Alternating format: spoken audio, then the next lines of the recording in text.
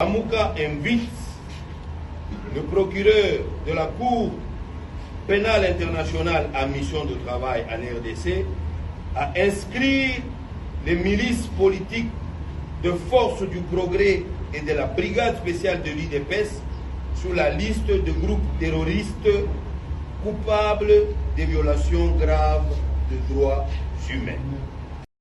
Kabila n'est pas modèle pour na aibisa biso makambo ya gestion. Mais bayaki na slogan na bango baye na élection ya 2018 bayaki na bango ya rupture. Ça veut dire que bazo kata oya mabe Kabila lonaki. Mais constat est que jusqu'à aujourd'hui bakati yangote. Si Kabila aujourd'hui a parlé, c'est Félix et son gouvernement qui a permis que Kabila parle. Si Félix avait bien travaillé, il avait mis la bonne gouvernance, moi je ne pense pas qu'aujourd'hui Kabila pouvait parler. Je n'ai pas vu là où Kabila est en train de condamner des actes que les M23 sont en train de faire. On voit que le monde entier nous a abandonnés. La diplomatie que chantait le régime, nous ne voyons pas. Aujourd'hui, nous sommes comme les orphelins. Nous sommes les abandonnés. Mais l'Afrique du Sud, ayoki moi mawa. Alobi non, biso, Togo sunga RDC. Mais je vis Joseph Kabila condamner l'Afrique du Sud. Pourquoi? Azo sunga RDC. La mauvaise gouvernance, le tribalisme, l'arrogance, l'orgueil. C'est ça. Tozo. Chef de l'État, on dit chef de l'État. On dirait que Yokanana Kabila, que yo bêta samedi, ngana bêta dimanche, pour que tu aies actualité. Donc, en quelque sorte, on dirait bango mi balé, ba yebi quelque chose, on dirait ba distraire biso. Kabila n'est pas modèle ya oyo bisa biso, ba makambo nyonso pe mususu alobi wana. Parce que Kabila en 2018, le peuple congolais avait fait un choix. Le choix des peuples congolais était qui? Pourquoi Kabila avait bouleversé les choix des Congolais? L'élection de 2023 Zoya Sima. Moi, j'aurais souhaité que Kabila commence en... Ah, ben dans 2018. Ah, il s'habille sur 2018, Magambo Lega Kindengenini. Pourquoi il a sauté 2018 à Yegan en 2023? C'est absurde. C'est absurde. Donc, au moins, le problème, il y a deux personnes qui nous posent des problèmes. Il y a Kabila et Félix. Ceux qui ont commis la situation, oh, c'est le deal de 2018. Surtout ça, qu'il fallait qu'il commence à demander pardon. Aujourd'hui, où est Rossi Mukende où? Thérèse Kapangala est où? Chebeya est où? Parce que vous sentez que ce sont des choses qu'elle lui a fait. C'est les mêmes choses que le régime est en train de reproduire. Parce que le régime, je vais citer aussi Chéribin Okende. Le régime, je vais citer, moi personnellement, j'ai été tabassé dans ma marche à Lamuka. Que l'Union sacrée, c'est un ensemble vide. Il n'y a rien dedans. Et nous avons persisté que l'Union sacrée, awa. Donc, nous avons jeté bisognon so awa. Bisognon so awa. Tant qu'il y a un poste, qui a une déclaration. Nous, les ressortissants d'eux. Aujourd'hui, nous voulons aussi une déclaration en Esalema. Aujourd'hui, l'Ouganda est complice. L'Union sacrée, il y a déjà osé donner ça au Ouganda. Et Museveni a dit quoi la semaine passée? Si je ne me trompe pas, le vendredi. Museveni dit que les militaires ougandais qui sont en RDC ne sont pas allés pour traquer les M23. Mais comment va tu sakana na biso boy? Moi na Museveni on a le kinga na nini? Aleki yo na nini? Parce que papa n'est pas président, parce qu'il est militaire. Non, il ne peut pas jouer comme ça dans notre pays. Nous ne pouvons pas accepter tout ça. Et comme une bêtise, tout comme une banane. Tout comme banane. Comme une banane Congo. Congo est comme nini. Congo a le monde yangoyo.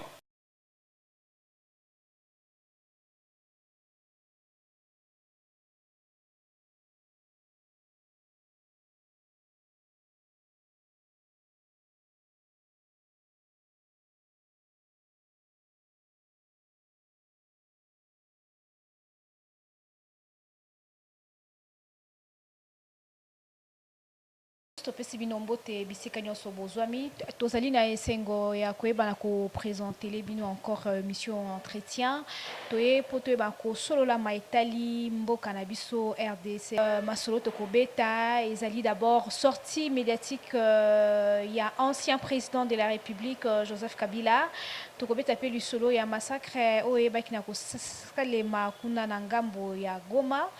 tokobeta pe masolo mususu o ezali koleka tout autour ya politique na biso. Voilà, je suis pas seule sur ce plateau, je suis avec mon invité Mike, analyste politique et le monde tokoyeba kosolola maitali mboka na biso. Bienvenue dans cette émission. Ndeko Mike. Mbote mwana mboka na sepeli mingi na invitation na yo na banze ete na ye pour que toyeba ko réfléchir na mayemazali ko lika na mboka na biso, surtout que ezali ya ba perte de vies humaines ou tozali ko enregistrer ezali ko sala passe oyo nyonso abengami congolais esengeli atelema pour que ayeba komatisa mongongo na ye, ayeba kopesa ba effort na ye pour que tobundela ekolo total ba clivage politique na bisoté, parce que ici c'est la nation, donc nous devons lutter pour que ba kolinga kozwa mboka na biso na makasi tozongisa bango sima et toyeba ko simba bendele ya mboka na biso. Par là je salue ba effort oyo le gouverneur militaire ya Nord Kivu ya Ituri azali kolakisa. Bomoni que parmi ba provinces ezalaki na état de siège, les seules provinces où ils allaient déboutir Sikoyo, où ils allaient résister face à Monguna, ils allaient province ya Ituri.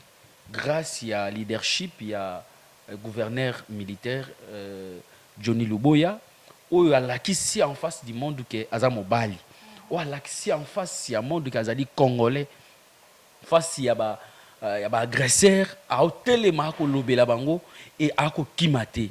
Au moment qui semaine passée, bah moi nous ngelekaki parce que o balobi ba IPDF ba okota bazo bengana bazo kangana Ituri bazo sala boy, mais il y a telemaki en tant que mobali a bengisi bato ya Uganda et ba vandaki ba trouver ba solution. Aujourd'hui l'Ituri Bunia est calme grâce à leadership il y a gouverneur militaire sur place nyonso au moins kokoso ezali ako tia ba militaire ako kitaye moko sur le terrain omoni soka ko le kanabunya partout batu population ko betele mabo to lingande ba konzi ya bongo et lelo bomoni ba effort azali ko sala bomoni ba ndinga zo ko déployer ba militaire na kati ya Ituri. En tout cas félicitations longoni anayo et to ko senga na gouvernement central que voilà bato ya ko appuyer et même les chefs de l'État. En tout cas je regarde les chefs de l'État aux yeux pour lui dire que voilà bato ko propicer les lois ko simba même armée na biso to banzi te armée ko zala malam parce que to moni musala wa sali tala ba bazaki na Nord Kivu bazaki na Sud Kivu, ils avaient tous les moyens et comment qui Goma ba comment le ba non Goma est comme une ville surmilitarisée mais gouverneur Akimi. Mais voilà Luboya face à agression, face à tentation nyonso, il y a intimidation, mais Luboya est toujours debout. Il a que c'est un militaire bien formé ou à l'équipe na étape nyonso et par là aussi je salue porte-parole naie Gilles Ngongo ou azali ko lalate tongo ko informer parce que la constitution nous dit que l'article nango 24 il faut l'information, c'est un droit et c'est ce que Gilles Ngongo fait, il informe à temps réel. Donc to kopé sa bango longona bana ki bana Ituri bana ya Kivu donc boza la kimia Ituri zali calmeza grâce à leadership ya mwana mboka Johnny Luboya. Voilà ba lundi ya GLK News tozokota directement na bit vraiment ya émission na biso ya mokolo ya lelo ndeko Mike j'espère que Olanda qui sortie médiatique ya Joseph Kabila mokolo ya lobby dimanche. Oui, ça, mon lobby qui a landé en côté, c'est qu'il y a Zali Pena Moui politique, mais au Union soit landé la politique Pena de pas en pas, où il y a ça la politique active. Je pense que tout le monde est informé de la sortie médiatique de Joseph Kabila. Personnellement, en tant que politique, j'ai eu à lire, et j'ai eu à discerner. Je vois qu'il y a certains points, Joseph Kabila a raison, et il y a certains points qu'il a tort. Et je commence par le point qu'il a raison. Quand il dit que problème il y a insécurité dans Katambo Kanabiso, ce n'est pas seulement les M23. To la tisate loko la problème il y a insécurité dans Congo Zakaba M23. Bamobondo Baza na Kinshasa wa oyobi ke chaque jour ba kokote la batu na bandako Chaque jour, il y a des bandits armés au bazar ko braquer batu. Récemment, na Wilere Oboto au Mona.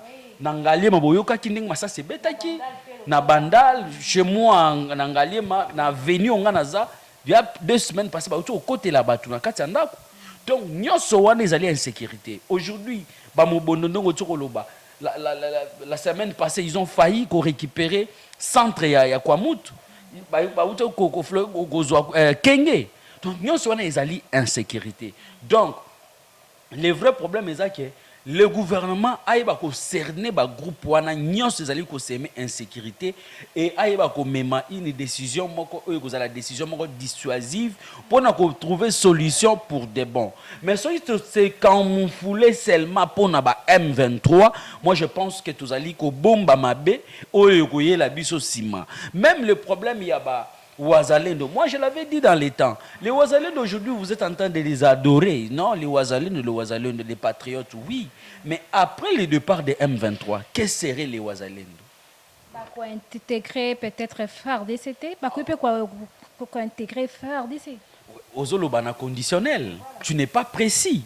Maintenant, il faut tous la précision que voilà, à la fin, il y a Bitumba Oyo, ni tokosala na ba Wazalendo. Sinon, les Wazalendo, comme il y a un problème lobby. Les autres, vous allez un problème avec M23, il y a un Mobondo, il y a un groupe, il y a un troisième, mais ceux qui n'y ont pas de Minembo. Il y a Wazalendo. C'est pourquoi il faut résoudre ça. Quand Kabila a dit tout ça, j'ai dit non, là il a raison. Là il a raison parce que le pays mobimba ils allaient mobiliser kaka na ba M23. Or c'est pas seulement les M23 qui opèrent na partie est na partie l'ouest na biso. Na partie na l'ouest awa partout il y a des groupes au bazomi benga des groupes des autodéfense. Il faut résoudre tout ça. Et là je suis encore d'accord avec lui quand il dénonce la malgouvernance. Malgré lui n'est pas modèle.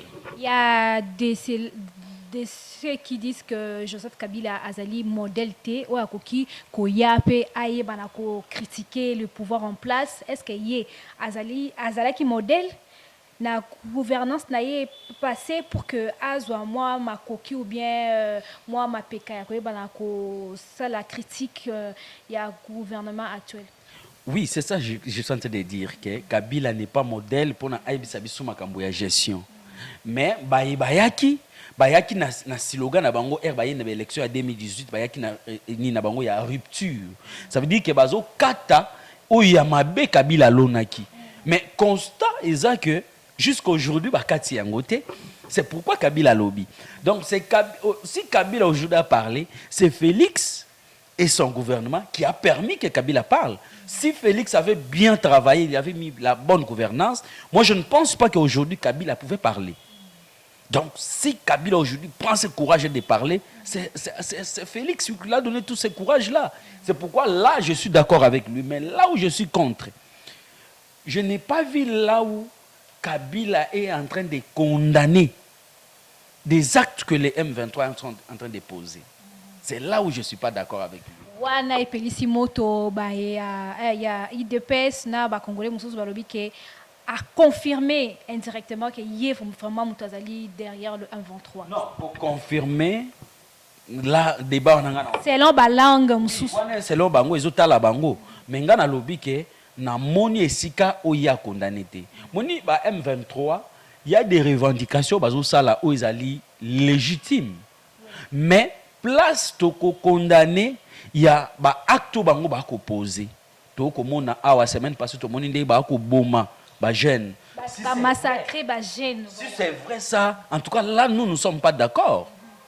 Mais d'autres nini ba revendication na bango parce que l'opposition, il y a l'opposition politique et il y a aussi l'opposition militaire. Bango ba poni ke ba ça l'opposition militaire, biso to politique to ça l'opposition politique. Mais ko boma si ko bandeko yango ndé ko sala pasi. C'est par là que je condamne Joseph Kabila. Et je lui condamne encore parce qu'aujourd'hui, on voit que le monde entier nous a abandonnés. La diplomatie que chantait le régime, nous ne voyons pas. Aujourd'hui, nous sommes comme les orphelins. Nous sommes les abandonnés. Mais l'Afrique du Sud, ayoki mwa mawa. alobi non biso togo sunga RDC. Mais j'ai vu Joseph Kabila condamner l'Afrique du Sud. Pourquoi Azo sunga RDC? Non, c'est pourquoi au début j'ai dit ici nous sommes en train de regarder les pays et non les clivages politiques. Quel que soit c'est Félix Tshisekedi qui est au pouvoir, quel que soit c'est l'Union sacrée qui est en train de diriger. Mais il dirige quoi? Il dirige le Congo. Le Congo, c'est le pays de Mike Kibaka et Andrea. Maintenant, je ne peux pas accepter qu'aujourd'hui, mon pays soit massacré, mon pays soit déchiré. Non, ça, je ne peux pas accepter. C'est pourquoi je dis, je ne suis pas content avec Kabila quand il a condamné l'Afrique du Sud. En tout cas, wana bokeseni ezalinde wana. Mais le reste de Makambu, ce que tangi discours naïe malamu, vous allez voir qu'il a touché de vrais problèmes. Oh, exact. Ce qui peut te tirer moi l'itoï, te tirer moi pendant moi maïele nabiso, on peut trouver des problèmes. Parce que quand il dit le problème au niveau économique à Bitumbe économique na Est wana, et ça sur le plan militaire et comme sur le plan politique. Donc pour vous dire que il faut tout vendre à Congolais, tu vas solo là. Même si c'est le Rwanda qui est derrière les M23, mais au sein des M23 il y a aussi des Congolais. Au sein, il y a AFC, il y a des Congolais. Maintenant, ceux qui te vendent ici, les Congolais, on a tout dissocié, bango na ba Rwandais. Au moins que tu résoudre le problème. Maintenant, tu dissocié, bango. Total à l'interne. Qu'est-ce qui fait que Batouba se revendique? Qu'est-ce qui fait que Batouba qui n'a pas minduki? C'est là que tu as na makambo Kabila Lubaki, il y a la mauvaise gouvernance. La mauvaise gouvernance. Le tribalisme. Le tribalisme, l'arrogance, l'orgueil. C'est ça, Tozonga wana. C'est pourquoi moni chef de l'État, chef de l'État. On dirait ba yokana na Kabila que yo beta samedi, ngana beta dimanche pour que to kanga actualité. Donc en quelque sorte on dirait bango mi balé, ba yebi quelque chose, on dirait ba distraire biso. Comme si ba distraire biso. Non, ça c'est mes analyses personnelles. Donc, je suis en train de voir comment. Quelle coïncidence que Félix a parlé le samedi et Kabila le dimanche. Mais peut-être que c'est une coïncidence. Oui, c'est pourquoi je dis, na lobby c'est une coïncidence, mais coïncidence en gros, na lobby quelle coïncidence pour que ba embryer biso tondengeni. Et dans tout ça, Kabila à part gestion na ye ya mabe, Kabila n'est pas modèle ya oyo bisa biso, ba makambo nyonso pe mususu a lobby wana. Parce que Kabila, en 2018, le peuple congolais avait fait un choix. Le choix des peuples congolais était qui? Pourquoi Kabila avait bouleversé les choix des Congolais? Voilà. À lobby, les élections triquées de décembre 2023 ont violé les cadres juridiques et les normes internationales pertinentes, amplifiant ainsi l'illégitimité du dirigeant, réduisant artificiellement le poids de l'opposition politique et faisant du chef de l'État maître absolu du pays. Ce n'est pas seulement les élections. Les élections de 2023, Zoyasima. Moi, j'aurais souhaité que Kabila commence en... dans la 2018 avec Nanga. Parce que Nanga nous a confirmé qu'il y avait un deal. Et Nakata deal, le maître des jeux était qui? C'est Kabila. Il fallait qu'il commence à dire aux Congolais que non, bon pardonnez nga. Nae mayenga na salaki na 2018. Ayel sabiso 2018 makambo lega ki ndenge nini. Pourquoi il a sauté 2018 à Yega en 2023? C'est absurde. C'est absurde. Donc, au moins, le problème, il y a deux personnes qui nous posent des problèmes. Il y a Kabila et Félix. Il y a deux personnes. Ceux qui ont mis balé deal en 2008, comme une situation. Ceux qui ont comme une situation, c'est le deal de 2018. Donc, ils ont mis balé les lots.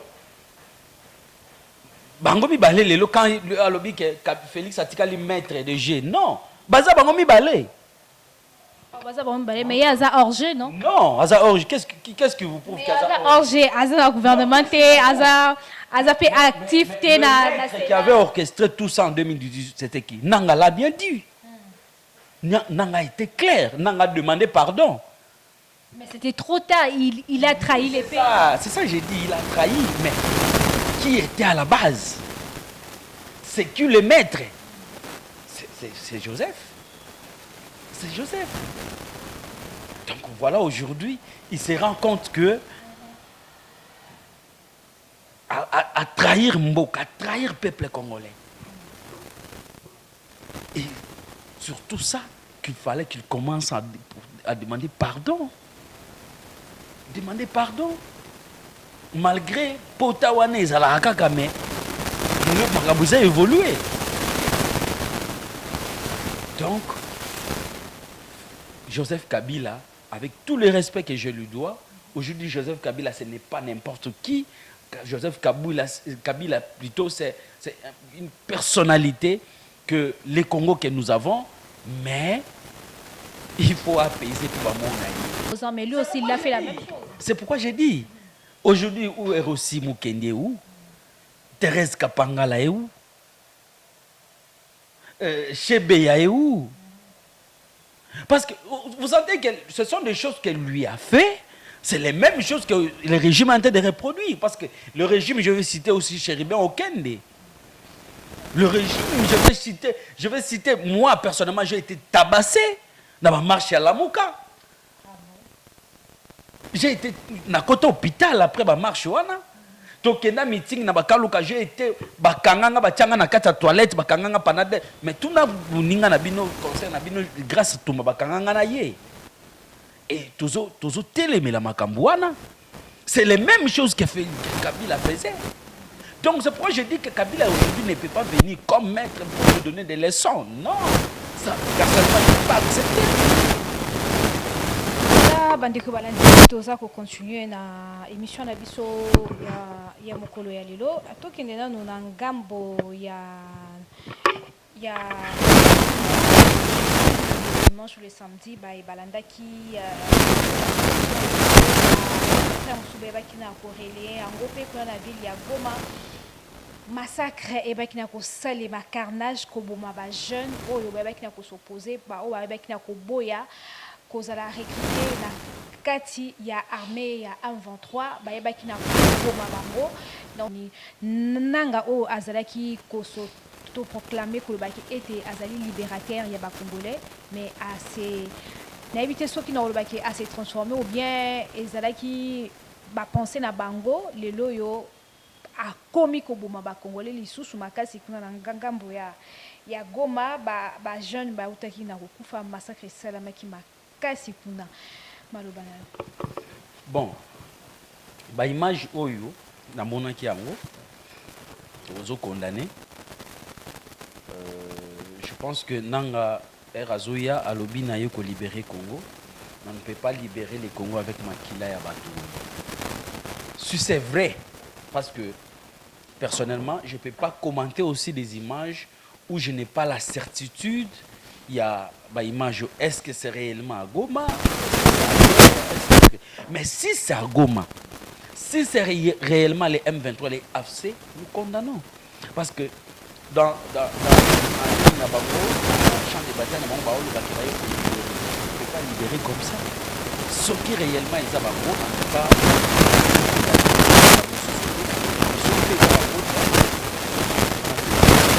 comment place ni nanga na mito akomi na Kinshasa oko apporter soutien na yo na moko na nanga eza motuna et beaucoup de Congolais bazo soutenir ye parce que ba Congolais belé ba l'équipe na ngambo ya nanga kuna batali ba massacre ya sali na ba Congolais te ba soutenir na ye bazali bon eza question à choix nous avons un choix na ye et pour le moment, nous avons dit que tous les pour que Mboka na biso soit dignité na tous les pour que Mboka na biso tous un comportement sur les sites international acceptable. Et moi, je vous ai dit au début que nous avons choisi l'opposition politique de combattre sur le plan politique et sur le plan d'idées. Peut-être que nous avons opposition militaire. Donc, et l'obité que choix nanga et l'équipe ya bango ou bien ya bango et l'équipe yanga. Biso nyonso to sala kaka combat. Mais nga nazo condamner kaka esika ya koboma. Ce que ozo libérer batu, ogobo masusu batu wana. Donc, c'est un problème il y a choix. Ndeko tinga ko soutenir te combat, il y a zo la combat, ngapi na la combat. Maintenant, so inga na lobi ke na soutenir yé pas soutenir nga to ndengeni. To biso nyonso tozali na combat, mais bango baza sur le plan militaire, biso toza sur le plan politique. Voilà ma réponse. Voilà, ndeko Mike, nayebi te soki olandaki image oyo totaki kotala yango baconfrère na biso ya Neo Afrique, bazali na bacorrespondant na bango na ngambo ya este kuna balakisi biso ba image. Un commandant, il y a la police, il s'appelle Major Jackson, ayebi na komema ba troupe na ye kuna na Bukavu kuna ye na ba troupe na ye baki ko rejoindre Kaya M23. Je sais pas si vous avez une image. Oui, oui, na monaki image wana mais baza na chouata. Na segina no technique à balansango na. Ouais, de retour déjà au lundi image. Baza na chouate et sengelika bakende parce que ba commandant na bango. Tu sais, armée etambolaka lokola biso ba civilité. Ils a trahison. Non, trahison banani siko ba trahir. Et ça ba oyo ba adhérer na AFC to ba o ba kimi o ba sundoli bango. Non, bato ba kimi o ba sundoli bango parce que baza na kati ya Bukavu, ils n'ont rien.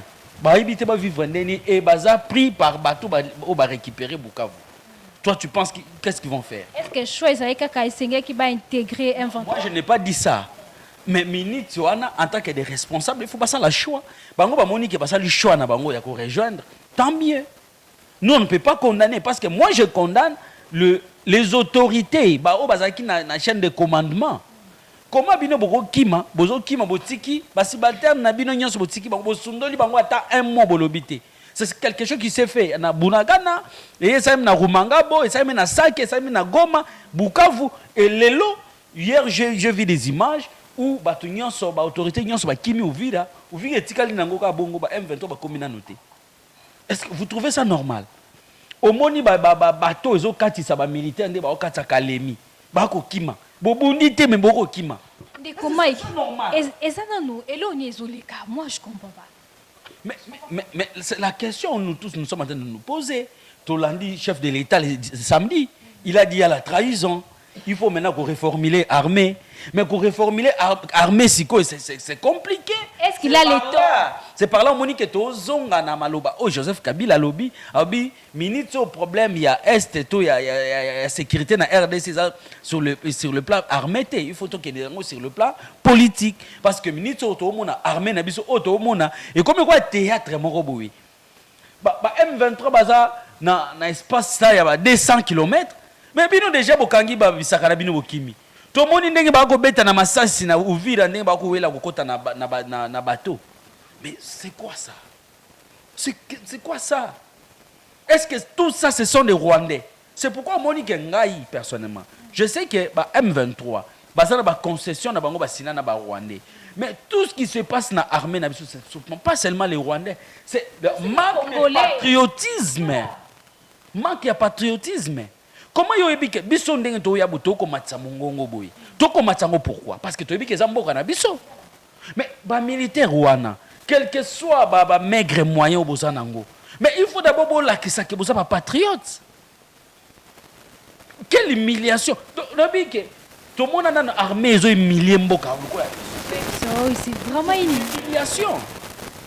Bango ba ka ba zo humilier Félix Tshisekedi. Non, ce n'est pas Félix, c'est les Congo. C'est les Congo. Donc ça, nous condamnons, c'est pourquoi on dit que... Oui, donc nous sommes aigle. Donc nous sommes aigle. En tout cas, il y a une nouvelle visionnaire du Congo, il a raison. Depuis 2019, il a dit il faut faire la guerre avec le Rwanda. On lui a dit tous les mots. Qui n'a pas injurié Adolphe Mozip? Mais aujourd'hui, nous sommes où? On est où, madame? En 2022, le gouvernement a fait ils ont augmenté les budgets de l'État. Le surplus. Adolphe Mozip te dit, bon, cette surplus-là, mettez ça pour organiser l'armée et faisons la guerre contre les Rwandais. après que ça la guerre, Totongamir. Qui n'a pas insulté Adolphe Mozitu? Qui? Voilà aujourd'hui.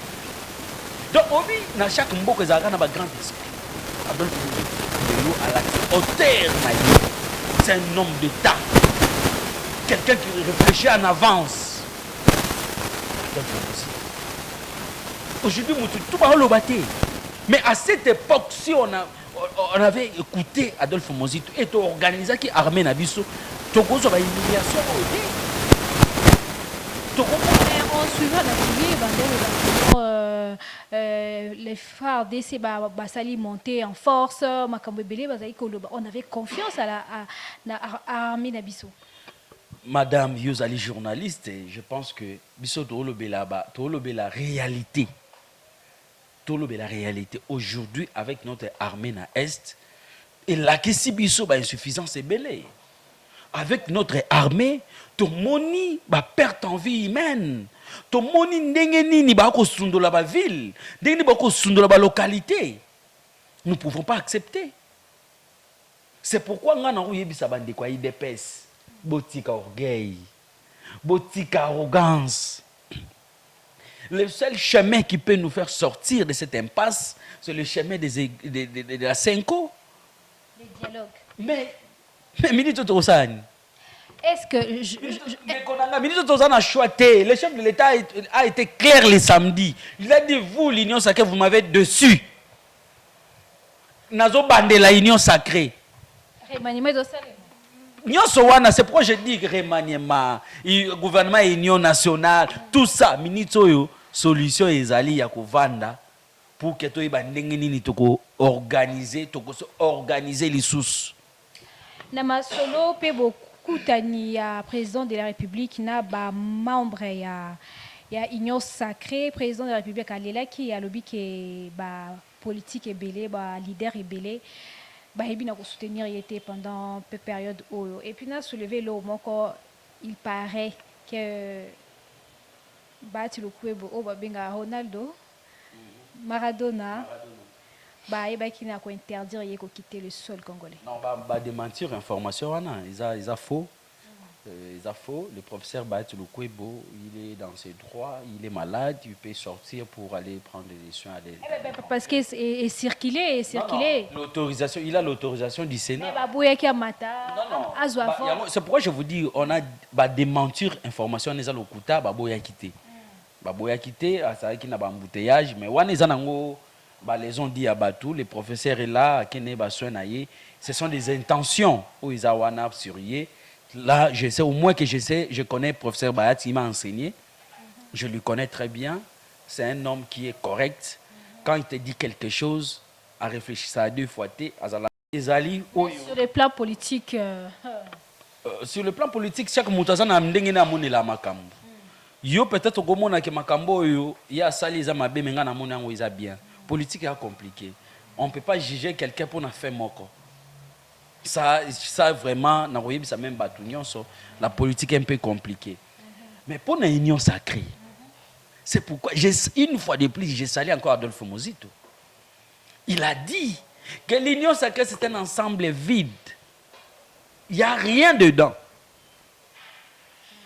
Adolphe Mozitu a lobé bongo batutu batombo qui non, Adolphe Mozitu. Mais aujourd'hui, c'est le chef de l'État qui le dit. Et devant les responsables, il y a union sacrée. Pour dire que bakenda ki wana kaka pona basali mwa musique pona ba poster.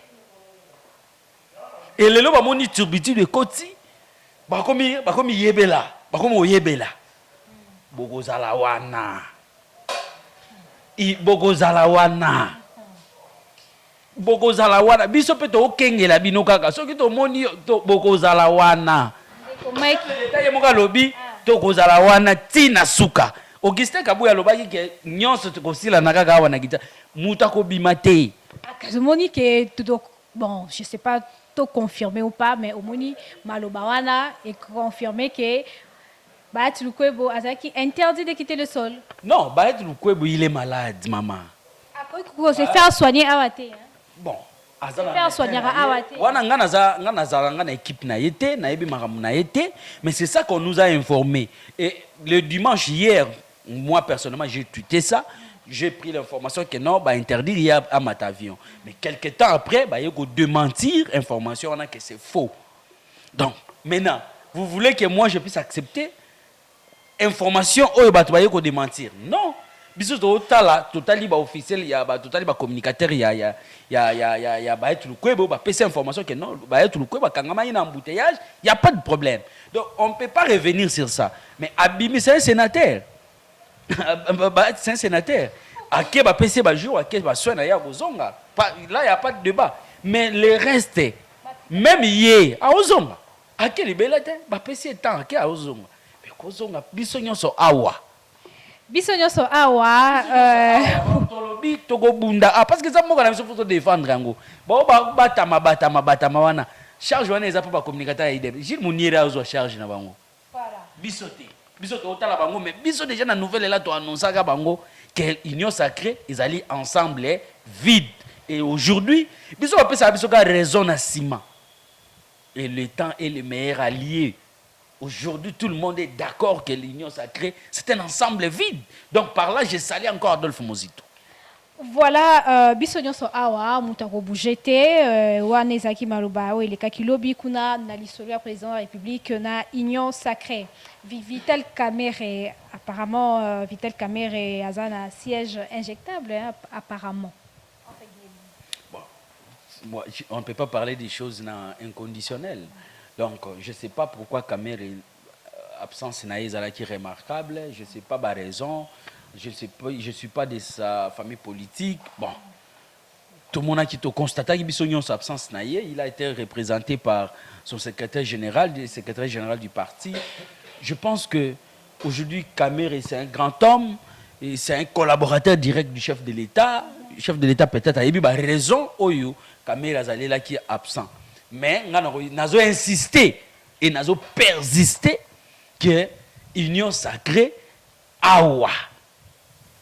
Donc, nous avons jeté bisognon so awa. Bisognon so awa. Tant qu'il y a un poste, il y a une déclaration. Nous, les ressortissants d'eux. Nous, les assoutés. Les ressortissants d'eux. Nous, les partis politiques de son excellence, de l'autorité morale. Aujourd'hui, nous voulons aussi une déclaration en Esalema. Et salement. Aujourd'hui, l'Ouganda est complice. L'Union sacrée, il déjà osé donner ça au Ouganda. D'ailleurs, dans le Tangelo, moko wana ba confrère na biso ya Neo Africa balobi était mwana ya Museveni o azali général alobi mikolo ezali koya aza kopesa ordre. Non. Moi je lis. S'il vous plaît, j'ai l'information. Je lis tweet na ya lelo. Alobi apesi ordre ba nyonso ba bomaki ba ndeko na bango na est ya pays bakanga bango.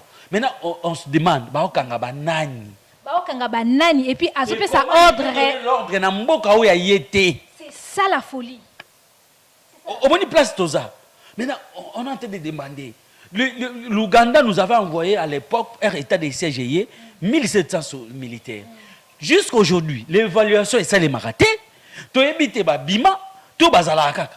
D'ailleurs, semaine passée au monaki le gouverneur militaire ya Ituri ya Salaki na bonga na ba militaire ya ba autorité IPDF pour ba militaire ougandais ba koti bazana bunya to nombre est ici ko yebanité ba koti combien de temps yebanité et lelo mwana Museveni akomo pesa ba ordre ba okanga banani et bandeko na bango ba bomi eza ba banani mais mboka tokozala na désordre boyilo lengeni c'est un désordre.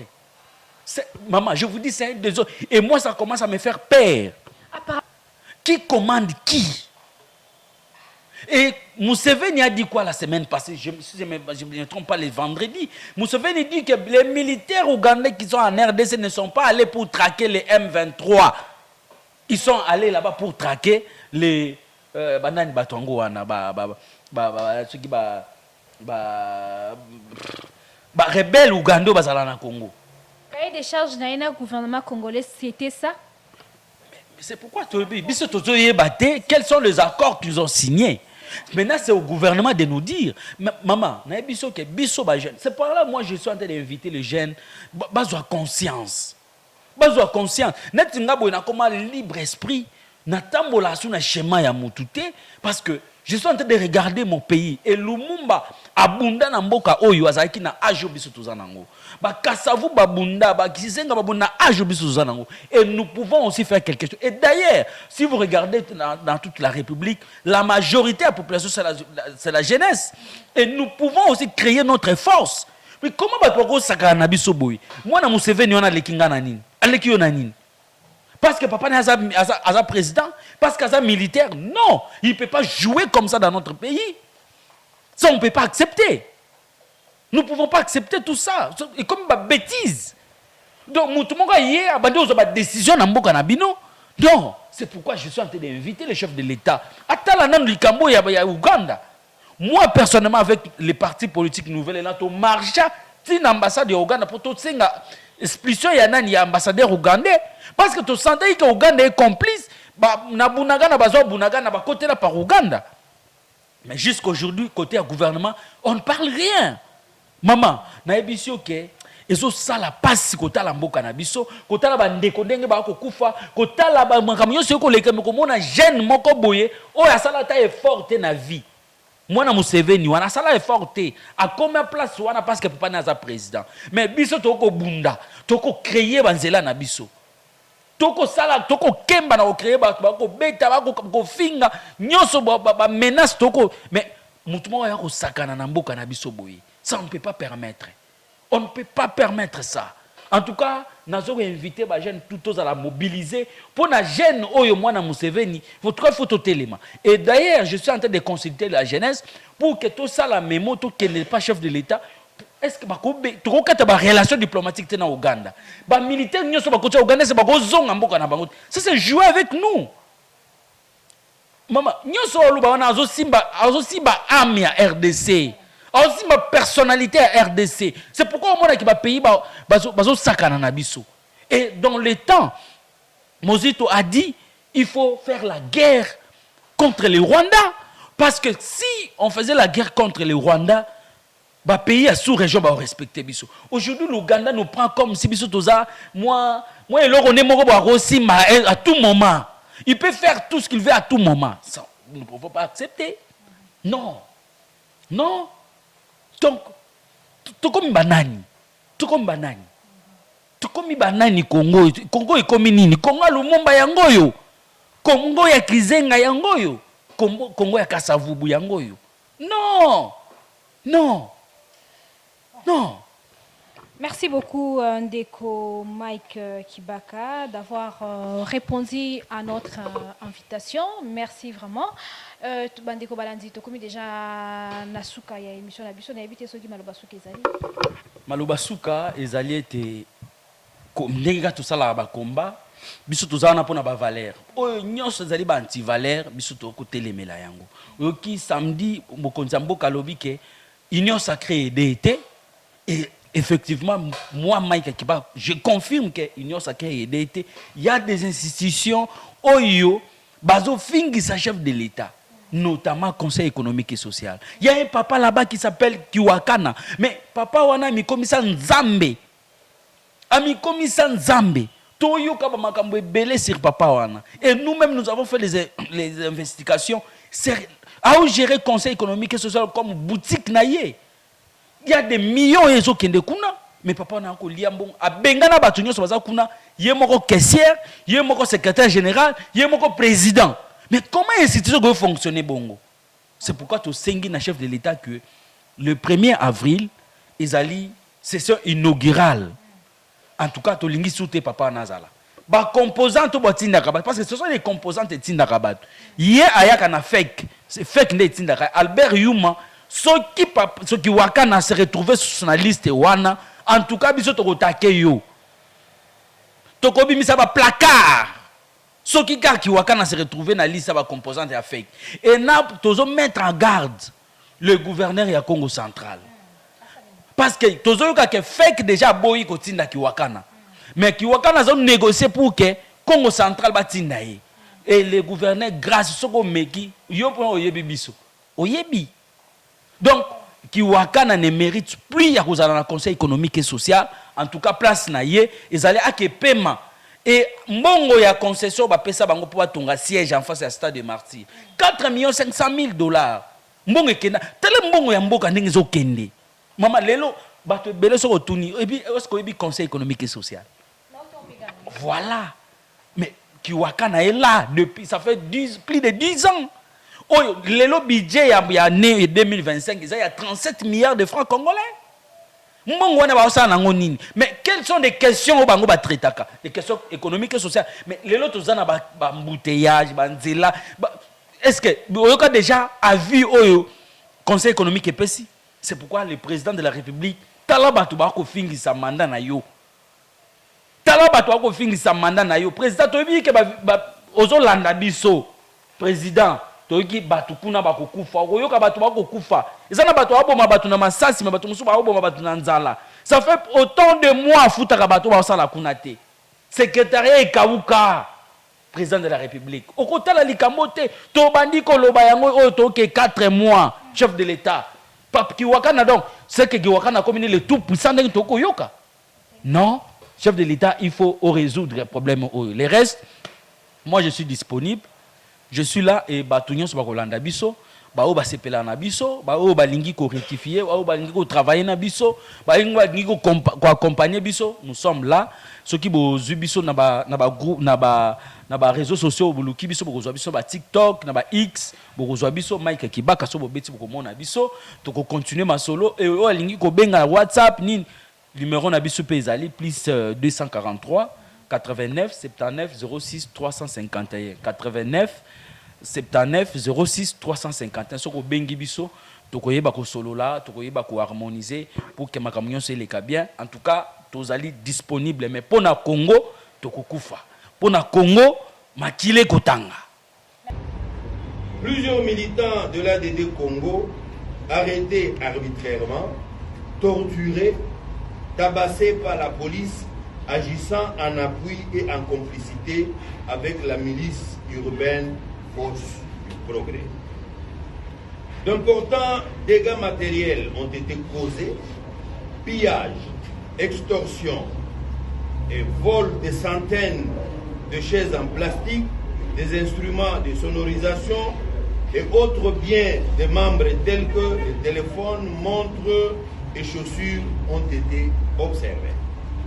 La Mouka rappelle ces actes ignobles ne resteront jamais impunis, car ils constituent des crimes dont l'association des malfaiteurs et des violations graves des droits de l'homme.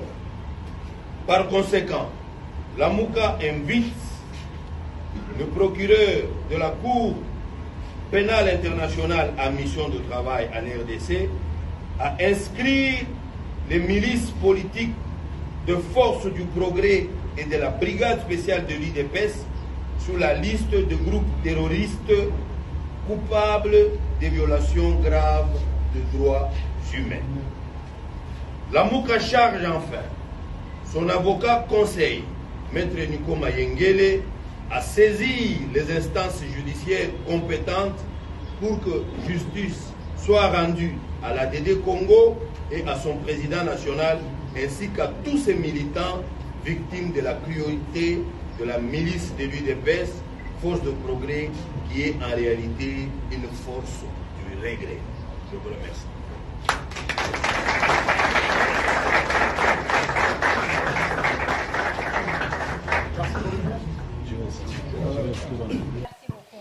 Voilà, lundi, il y a GLK News et Plus Clair Télévision. Ça fait très mal tangu toza ko solo la maitali mboka na biso lolenge zali ko kendele bandeko bazali ko kufa ba massacre na ba o bazalaki ata na pouvoir te ya koloba pona maitali Congo ba komi koloba, ça fait mal. Où est partie l'autorité de l'État? Voilà, Tokomi Dasuka. Merci de nous avoir suivis. Au revoir.